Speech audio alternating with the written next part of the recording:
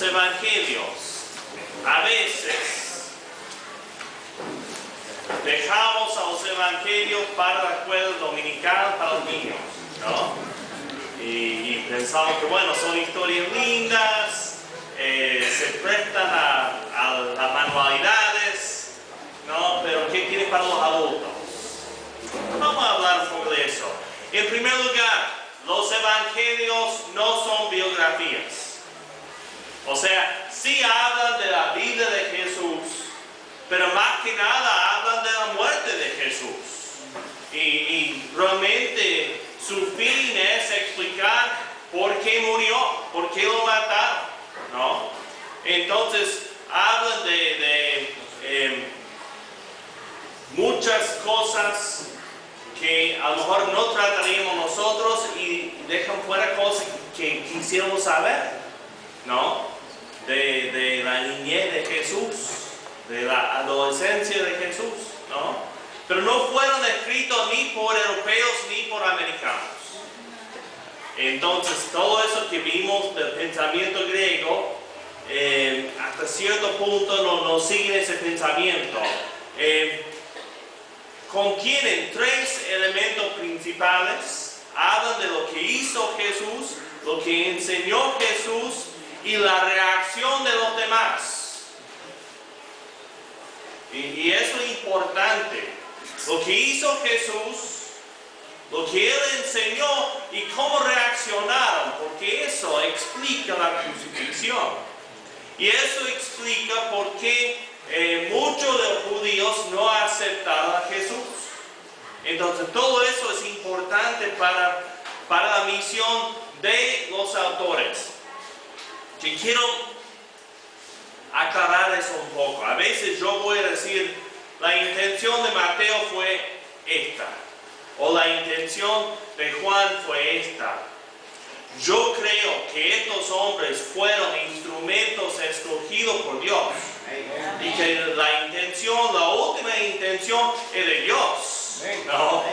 Entonces, podría decir cada vez la intención de Dios por medio de Mateo fue, pero no voy a decirlo así, ¿no? Entonces, y yo creo que Mateo creía que era decisión suya escribir el libro, ¿no? No se daba cuenta que Dios le estaba guiando, es muy posible, ¿no? No pensar, bueno, me siento inspirado hoy, voy a escribir un libro inspirado, no. Se ponían a escribir, Pablo escribía cartas porque hacía falta, pero el Espíritu Santo le estaba usando y guiando en ese momento. Bien, tengamos en cuenta que los evangelios fueron escritos por cristianos para cristianos. A veces para evangelizar, es cierto, pero un hermano me preguntó este tema, es importante. Tengamos en cuenta la diferencia entre el Nuevo Testamento como libros y el Nuevo Pacto. El Nuevo Testamento, recibió su nombre del Nuevo Pacto, pero no son la misma cosa, ¿no? Es cierto que Jesús vivió bajo el Antiguo Pacto, ¿no? Bajo la antigua ley. Y hay cosas de su vida que no vamos a imitar. No vamos a ir al templo, no vamos a guardar el sábado, no vamos a hacer las cosas que él hacía por ser judío. Pero igualmente es un error decir que esos libros no son para cristianos. He escuchado hermanos decir eso. Dice, claro, lo que Jesús enseñaba era para los judíos. No. Estos evangelios no son recortes del diario de Galilea, cuando Jesús andaba por ahí. Son libros escritos para la iglesia. Amén. Mucho después del día de Pentecostés. Probablemente unos 20 años después. Entonces no se escribieron como una curiosidad, vamos a recordar lo que Jesús enseñó a los judíos, qué interesante. No, esto es enseñanza para la iglesia. Entonces, Entonces cuando Él dice, ¿no?, que amemos a nuestros enemigos, eso es para nosotros. Es muy fácil decir, no, eso es para los judíos. No. Es mensaje para nosotros, ¿no? Fueron escritos los 4 evangelios para audiencias distintas. Algunos de ellos para personas no judías, ¿no? Vemos que a veces están explicando cosas que un judío hubiera sabido. A veces para personas que no hablaban arameo, el idioma que hablaba Jesús. A veces nos fijamos mucho en las traducciones y nos olvidamos que los evangelios ya son una traducción, ¿no? Al escribir en griego tuvieron que traducir lo que Jesús dijo en arameo y pasarlo al griego, ¿no? Y se escribieron más que nada para personas que vivían en centros urbanos. ¿Por qué es importante eso? Porque Jesús anduvo muy poco en centros urbanos. Y Él habla de la agricultura, habla de las ovejas, habla de muchas cosas del campo. Y los evangelios más que nada fueron escritos para gente de la ciudad. Entonces, por ahí está explicando cosas y mostrando cosas de una forma que ellos podían entender. Bien, hablando de todo eso, volvamos a este concepto, contexto. Cuando estudiemos la Biblia, siempre tenemos que pensar en el contexto. El contexto quiere decir contejido, de ahí viene la palabra, ¿no? A veces pensamos que, bueno, el texto, contexto, bueno, en latín quiere decir contejido, que a mí me ayuda a pensar en esa idea de un tejido. Cuando yo era joven, un amigo de mi papá tenía una tienda de ropa y él me dio un trabajo ahí. Yo no sabía nada de ropa. Yo aprendí de lo que me decían, lo que me preguntaban, lo que venían para comprar, ¿no? Tiene algunos sacos, allá dicen blazer. Y si tiene unos blazer, vamos a ver, le decían, ¿no? Pero yo no tenía idea qué era, ¿no? Me llevaba donde estaban los sacos, ahí tiene uno, claro, acá tenemos, ¿no? Yo iba aprendiendo de ellos, ¿no? Un día estaba entregando un pantalón que habíamos hecho un arreglo y yo veo que sobresale un hilo. Bueno, queriendo ser servicial, agarro una tijera y estoy por cortar el hilo. Y una señora que trabajaba ahí me dice, ¡no! ¿Qué pasa? Si vas a arruinar el pantalón. Porque es un tejido. Y si cortas ese hilo se sigue deshilando. Y dice, déjame, yo puedo tensionarlo más para que no sobresalga así. Pasa así con la Biblia también, ¿no? Si yo traigo acá un hilo, no saben si es de un saco, de un pullover, de un pantalón, ¿no? Y si yo saco un versículo de su contexto, es lo mismo. Yo tengo un hilo ahí colgando. Y si no explico de dónde viene, no vamos a poder interpretarlo bien, ¿no? Y a veces, los versículos fuera de su contexto quieren decir otra cosa. Entonces, tengamos cuidado. Se ha dicho que un texto sin contexto se convierte en pretexto, ¿no? Podemos hacerlo decir lo que queremos.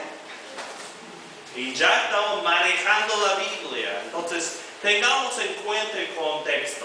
Al estudiar los evangelios, conviene pensar en el contexto histórico. Hablamos un poco de eso. Tenemos que pensar en el contexto histórico general. Todo eso de que Augusto era emperador, que Poncio Pilato era gobernador, todas esas cosas. El contexto histórico particular de ese momento que estaban viviendo, que estaba pasando. Pues pensamos en el contexto histórico del autor. ¿Por qué? Porque Juan, cuando escribió a final del primer siglo, escogía las historias que se prestaban a su fin, ¿no? Que eran las historias indicadas para el momento que vivía la iglesia. Entonces, si podemos tratar de analizar ese momento, podemos comprender mejor, ¿no? Es un poco difícil. No sabemos. Mateo no dice, ya tenemos peleas en la iglesia, por eso voy a incluir tantos pasajes sobre perdón. Él no dice eso, pero vamos más o menos viendo por lo que ellos han escrito. Luego pensamos en el contexto literario. Hay conceptos básicos que siempre pensamos cuando leemos la Biblia. Yo siempre digo que está bien dicho, por ejemplo, Juan 3:16. Porque cuando pienso en contexto, yo quiero comenzar con lo más grande e ir a lo más específico. Quiero pensar en el Evangelio de Juan y los temas que presenta Juan. Luego miro el capítulo 3 y qué está pasando en ese momento. Y luego veo qué dice el versículo 16. ¿No? Ese es el contexto literario. Cuando estamos leyendo los evangelios, tenemos que pensar en los otros evangelios. Porque a veces cuentan la misma historia, pero incluyen detalles distintos. Entonces, en primer lugar, buscamos similitudes. Por ejemplo, ¿alguien sabe? Vamos a hacer un poco de trivia acá. ¿Saben cuál milagro se menciona en los 4 evangelios? ¿Cuál milagro de Jesús? No digo la resurrección, esa cosa, pero ¿cuál milagro de que él hizo?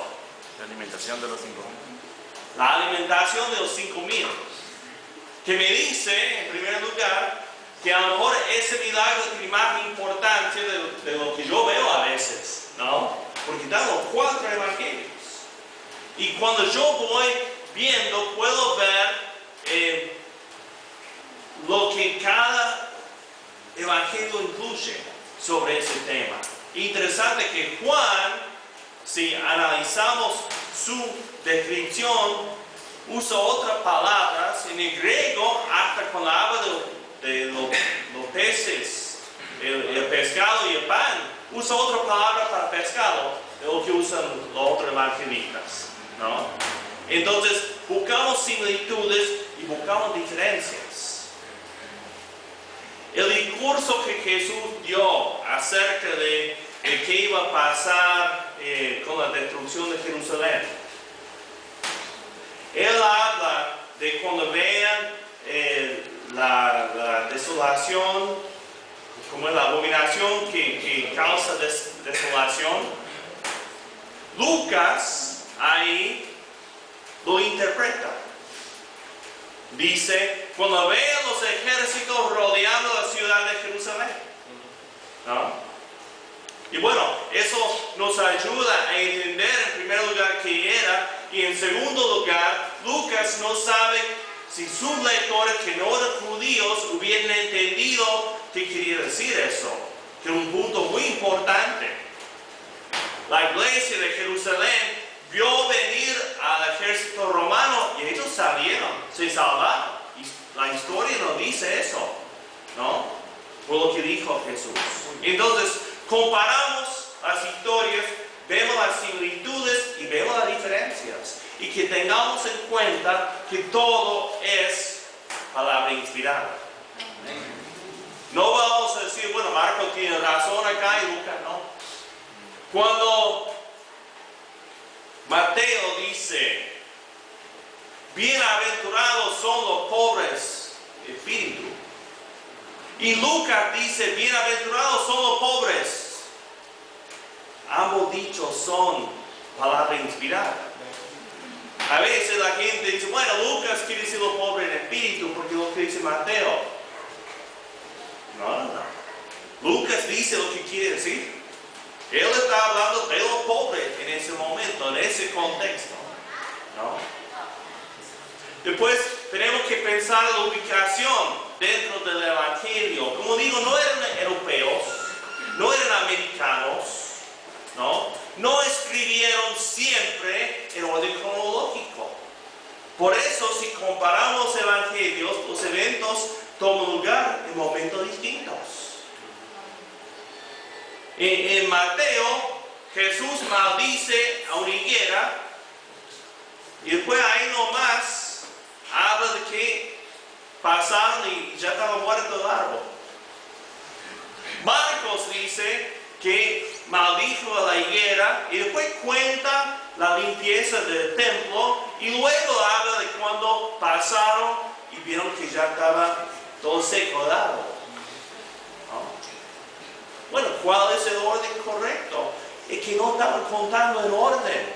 Marcos nos está mostrando que la higuera es figura del templo y que el templo iba a ser destruido porque no producían el fruto que tenían que producir, ¿no?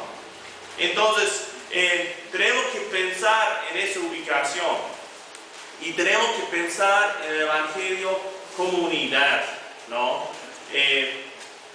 No siempre comparar las historias, sino aceptar que Marcos cuenta lo que cuenta con un propósito, ¿no? Y que leamos Marcos para ver qué quiere decir Marcos, qué tiene para contarnos.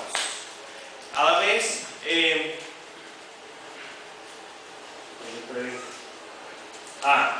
selección de material, como han escogido, pero tenemos que reconocer la obra del Espíritu Santo. No era que solamente estos hombres tomaban decisiones, el Espíritu les guió. Entonces, si Lucas incluye la historia de Jesús en el templo cuando tenía 12 años, es porque el Espíritu lo quiso así, ¿no? Entonces tenemos que ver por qué está ahí. Cuando leemos los evangelios, pensamos en párrafos y no en versículos. Tenemos que ver historias, ¿no? Y no solamente dichos sueltos. Debemos hablar un momento de las parábolas. Las parábolas en un momento parecen muy fáciles, ¿no? Porque son historias y leemos las historias y de nuevo son historias que contamos a los chicos, ¿no? El hijo pródigo, el buen samaritano, el sembrador. Pero merecen atención. En primer lugar, no son alegorías. Alegorías. Cuando cuento una alegoría, cada elemento en esa historia tiene un significado. Las parábolas no son así, son más como un chiste, ¿no? El punto es más importante que los detalles. Hablando del buen samaritano, hace años en la Argentina, cuando yo era joven, íbamos a hacer una dramatización del buen samaritano. Entonces, una chica dice, bueno, el sacerdote lo representamos con un predicador y el levita con un estudiante de derecho. ¿Cómo un estudiante de derechos? Bueno, que los levitas amaban la ley. Entonces, él representa a una persona que ama la ley. Y digo, no, él representa a una persona que tendría que haber ayudado, pero no ayudó. Dice, bueno, ¿por qué puso levita? Porque eran personas buenas. No tenemos que fijarnos en cada detalle. El punto de Jesús y que pasan dos hombres que tendrían que haber ayudado, que no ayudaron. Y pasa un tercero que nunca hubiera imaginado que iba a ayudar y él ayudó, ¿no? Pero si nos fijamos demasiado en los detalles, nos perdemos. Yo me acuerdo, había un hermano en la Argentina, a mí me gusta contar chistes, ¿no? Y yo contaba un chiste y después él, ¿no? Disectaba el chiste, ¿no? Y al final no tenía nada de gracia.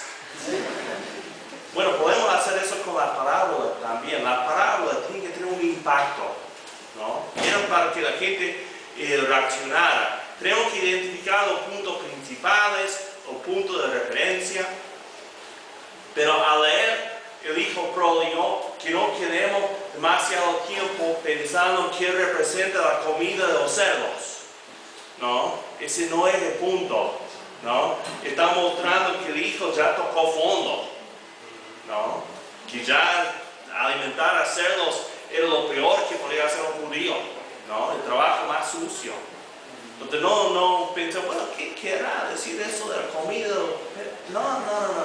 Es parte de la historia. Tenemos que reconocer la audiencia original, pensar en cómo ellos hubieran escuchado. A veces dice, Jesús contó esta historia a esta gente, ¿no? Y tenemos que ver quién era.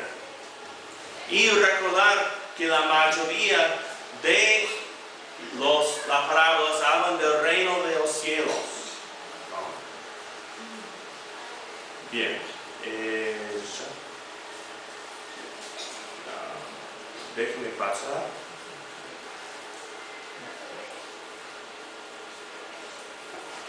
Rapidito. Mateo, cobrador de impuestos, hombre bien educado, habrá sido. Él escribió aparentemente más que nada para lectores judíos. Él enfatiza la relación entre Jesús y las Escrituras. Al leer Mateo, pueden buscar los 5 discursos largos que hay en capítulo 5, capítulo 10, capítulo 13, capítulo 18 y después de 23 a 25. Y el resto del libro gira alrededor de esos discursos, que no hay discursos largos así en los otros evangelios, menos por Juan, pero tiene otro discurso, ¿no? Mateo quiere mostrar que Jesús era el Mesías. Marcos, según la tradición, escribió según lo que le contaba Pedro, que él estuvo con Pedro y Pedro le contaba. No habla mucho de esas enseñanzas, no hay discurso largo en Marcos. Marcos está hablando de lo que hizo Jesús y muestra las emociones. Y parece que está buscando apelar un poco más a una audiencia romana. Lucas, según lo que sabemos, es el único no judío que escribió parte de la Biblia. Y él escribió gran parte del Nuevo Testamento. Entre Lucas y Hechos, él escribió más de lo que escribió Pablo. ¿Sabían eso? Así que Lucas es importante. Según la tradición, era un médico. Él habla mucho de la obra del Espíritu Santo, el perdón de los pecados y la salvación. Y Lucas y Hechos van mano en mano. Siempre es bueno estudiar los dos puntos. Juan escribe mucho después que los otros. Otra perspectiva. Ya está queriendo confirmar a los cristianos la certeza de lo que han creído, ¿no? Porque ya han pasado muchos años y él quiere que entiendan lo que han creído y por qué lo han creído.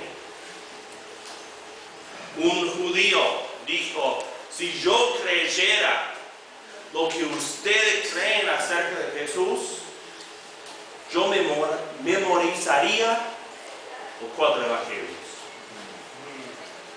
Si yo creyera lo que ustedes creen, yo querría saber todo lo que pueda acerca de la vida de ese Mesías.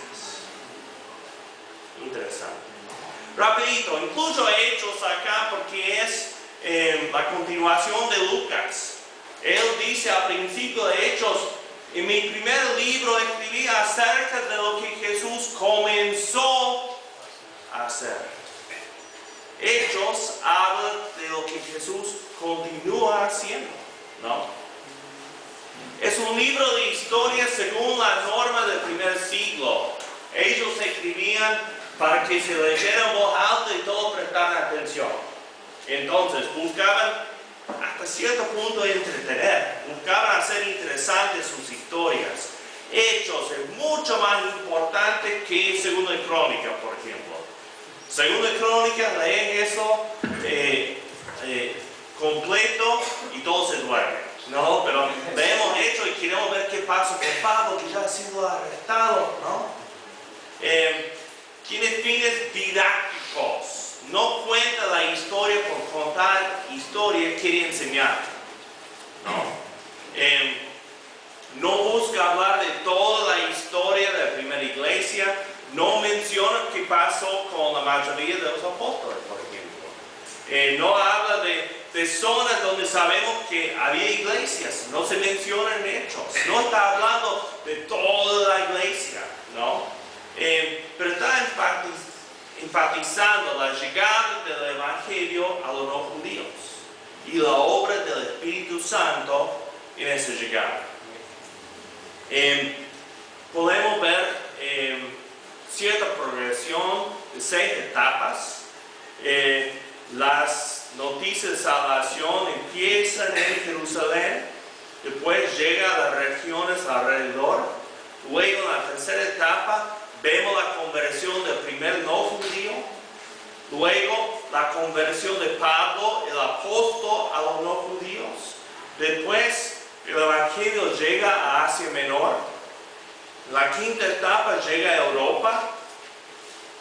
Y en la última parte nos habla de cómo Pablo llegó a Roma con la noticia de salvación. Llegando a Roma, ya todo se expandía a todo el imperio. Así que eso es rapidito, un vistazo de los evangelios y el libro de Hechos. Gracias, hermanos. Amén.